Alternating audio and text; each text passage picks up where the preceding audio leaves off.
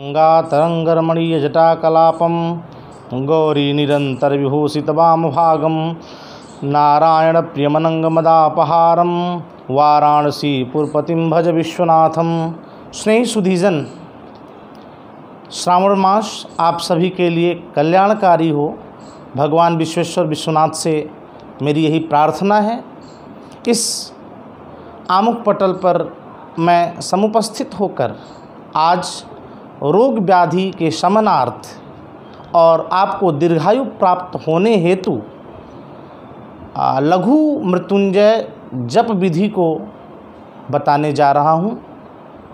यदि कुंडली के शोधन के उपरांत यह पता चले कि आप भविष्य में रोग आदि से ग्रसित होने वाले हों या सामयिक तत्कालिक फलानुसार आप रोग आदि से ग्रसित हों, तो उसके लिए लघु महामृत्युंजय जप की विधि बताई गई है।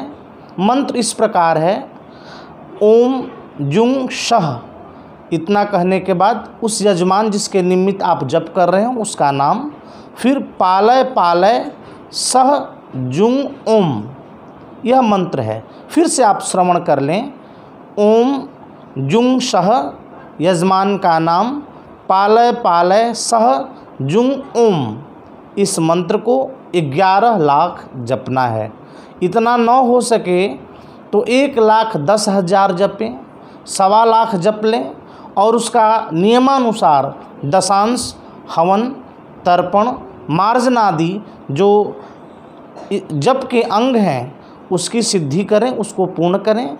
और ऐसा पूर्ण करने से चाहे किसी भी तरह का रोग हो, किसी भी तरह की व्याधि हो, वो स्वतः भगवान शिव की कृपा से समाप्त हो जाती है। इतना ही नहीं, जिस यजमान के लिए आप इस मंत्र का जप किए हैं उसको आप श्री महामृत्युंजय कवच यंत्र भी दे दें कि वह धारण कर ले। कवच यंत्र पर उस यजमान का नाम, उसका गोत्र आदि लिखने के बाद गूगल धूप दिखाकर उस यंत्र की प्राण प्रतिष्ठा करने के बाद पुरुष के दाहिने हाथ में या स्त्री के बाएं हाथ में उसे बांध दें, तो किसी भी प्रकार का रोग हो, किसी भी प्रकार की व्याधि हो, किसी भी प्रकार का कष्ट हो, वह स्वतः भगवान शिव की कृपा से समाप्त हो जाता है। हमारे बहुत सारे शिष्यों का यह प्रश्न था कि कोई ऐसा लघु उपाय बताया जाए जो जप करने में भी आसान हो और साथ ही साथ यजमान का कल्याण भी हो जाए।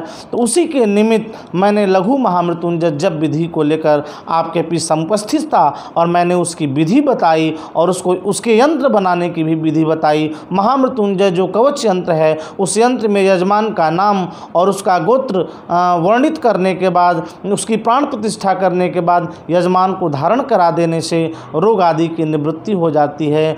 भगवान विश्वेश्वर बाबा विश्वनाथ से यही प्रार्थना है कि वे आप सभी को स्वस्थ, सानंद और सकुशल रखें। इस श्रावण मास में यदि हो सके तो आप रुद्राभिषेक घर में ज़रूर कराएं, देवालयों में ज़रूर कराएं और भगवान का दर्शन ज़रूर करें। भगवान सबका कल्याण करें, इसी कामना के साथ हर हर महादेव। मैं काशी से आचार्य पंडित धीरेन्द्र आप सभी को इस श्रावण मास की शुभकामनाएं देता हूं और आपको प्रणाम करता हूं। हर हर महादेव।